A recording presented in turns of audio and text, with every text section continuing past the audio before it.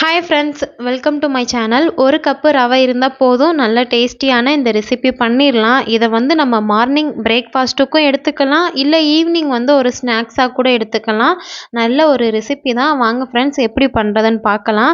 நான் ஃபஸ்ட்டு ஒரு கப் அளவு ரவை இந்த மாதிரி அளந்து எடுத்துக்கிட்டேன். ஏன்னா நம்ம ஒரு கப்பு ரவை பண்ணாலே நல்லா தாராளமாக நிறையா வரும், அதனால் ஒரு கப் அளவு எடுத்துக்கிட்டேன். அதுக்கப்புறம் தேவையான அளவு உப்பு சேர்த்துக்கலாம். ஒரு பிஞ்ச் அளவு சேர்த்தா போதும். அதுக்கப்புறம் நல்லா காய்ச்சி ஆற வச்ச பால் வந்து சேர்த்துக்கலாம். சேர்த்துட்டு நல்லா மிக்ஸ் பண்ணிக்கோங்க. கொஞ்சம் வந்து இது வந்து கட்டி சேர்ற மாதிரி தான் தெரியும். ஆனால் நம்ம நல்லா பெனஞ்சிட்டே இருக்கும் பொழுது கட்டி வந்து சேராது. இந்த மாதிரி நல்லா மிக்ஸ் பண்ணிவிட்டு இதை வந்து ஒரு 10 நிமிஷம் மூடி போட்டு அப்படியே வச்சிடணும். ஏன்னா நம்ம அந்த ஊற்றின பால் வந்து நல்லா உறிஞ்சு ரவை வந்து நல்லா உதிரி உதிரியாக கிடச்சிரும். நீங்கள் தண்ணி ஊற்றி பண்ணுறதுனாலும் பண்ணலாம், ஆனால் பால் ஊற்றி பண்ணுனா கொஞ்சம் நல்லா டேஸ்ட்டு கொடுக்கும். அதுக்கு தான் பால் ஊற்றிக்கிட்டேன். அதுக்கப்புறம் இட்லி பாத்திரத்தில் தண்ணி ஊற்றி வச்சு சூடு பண்ணிடலாம். தண்ணி அந்த கொதிக்கிற கேப்பில் நான் வந்து தேங்காயெல்லாம் துருவி எடுத்து வச்சுக்கிறலாம். என்கிட்ட அந்த தேங்காய் கத்தி இல்லை, அதனால் நான் வந்து மிக்ஸி ஜாரில் தான் துருவி வைக்க போகிறேன். இதே இது நம்ம துருவி தேங்காய் கத்தியில் வந்து நல்லா துருவி சேர்த்தோன்னா புட்டுக்கு வந்து நல்ல டேஸ்ட்டு கொடுக்கும். என்கிட்ட இல்லை, அதனால் நான் வந்து கட் பண்ணி 2 ஏலக்காய் போட்டு மிக்சியில் தான் அடித்து நல்லா துருவி எடுத்து வச்சுக்கிட்டேன். அதுக்கப்புறம் வந்து இட்லி பாத்திரத்தில் அந்த இட்லி தட்டு வந்து மூடி, துணி இருந்தால் நீங்கள் துணி யூஸ் பண்ணிக்கலாம். ஏன்னா என்கிட்ட வந்து நான் எப்போவுமே ஆயில் அப்ளை பண்ணி தான் யூஸ் பண்ணுவேன்.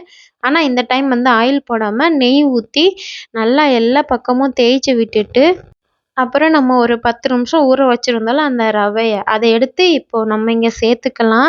கரெக்டாக அந்த புட்டு மாவு பதத்துக்கு அது வந்துடும்.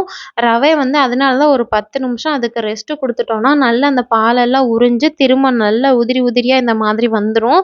அதுக்கப்புறம் நம்ம இதை வந்து ஒரு மூடி போட்டுட்டு ஒரு 5லேருந்து ஒரு 7 நிமிஷம் கிட்ட நல்லா வேக வச்சு எடுத்துடலாம். ஏன்னா ஆல்ரெடி நம்ம தண்ணி வந்து கொதிக்க வச்சு தானே வச்சுருக்கோம், அதனால் நல்லா சீக்கிரமாகவே வெந்துடும். நம்ம ஒரு 5 நிமிஷம் கழிச்சு மூடி எடுத்து பார்த்தோம்னாலே தெரிஞ்சிடும் நல்லா வெந்திருக்கும்.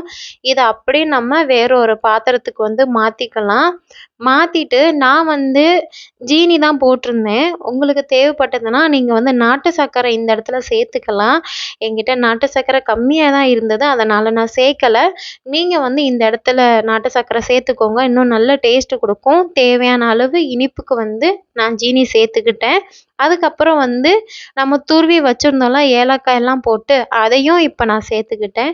நல்லா சேர்த்து இதை அப்படியே நல்லா மிக்ஸ் பண்ணிக்கலாம். நல்லா மிக்ஸ் பண்ணிக்கோங்க. அதுக்கப்புறம் வந்து வெயிட் லாஸ் ஜேர்னியில் இருக்கிறவங்கலாம் ஜீனி வந்து கொஞ்சம் கம்மியாகவே போட்டுட்டு இதை வந்து மார்னிங் பிரேக்ஃபாஸ்ட்டுக்கு எடுத்தோம்னா நல்லா வயிறு ஃபுல்லாக இருக்கும். நான் ஓரளவுக்கு இது வந்து நல்லா வயிறு ஃபுல்லான ஒரு ஃபீலிங் தான் கொடுக்கும். வெயிட் லாஸில் இருக்கிறவங்க கூட இதை கண்டிப்பாக ட்ரை பண்ணலாம். நான் வந்து என்னோடய குழந்தைங்களுக்கு இந்த மாதிரி பண்ணி கொடுப்பேன். நான் என்ன பண்ணிட்டேன்னா, இவங்கக்கிட்ட இப்படியே புட்டு மாதிரி கொடுத்தேன்னா இவங்க அப்படியே கீழே மேலேன்னு சொல்லி சிந்தி வேஸ்ட் பண்ணிடுவாங்க. அதனால் நான் என்ன பண்ணிட்டேன்னா, அப்படியே அந்த சூடாக இருக்கும் பொழுதே அப்படியே ஒரு லட்டு மாதிரி பிடிச்சிட்டேன். நல்லா சூப்பராக வந்திருந்தது.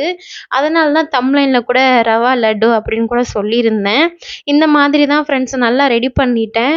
லட்டு பிடிக்கிறதுக்கும் கரெக்டான அந்த பதத்தில் இருந்தது. அதனால் லட்டு மாதிரியும் கொஞ்சம் ரெடி பண்ணி என்ன பசங்களுக்கு வந்து ஈவினிங் ஸ்நாக்ஸாக கொடுத்துருந்தேன். கண்டிப்பாக நம்ம அரிசி மாவு புட்டு, கேப்பை மாவு புட்டு சாப்பிட்டோம்ல, அதே மாதிரி இந்த ரவை புட்டையும் ட்ரை பண்ணி பாருங்கள். நல்லா இருந்தது, டேஸ்ட்டாக இருந்தது.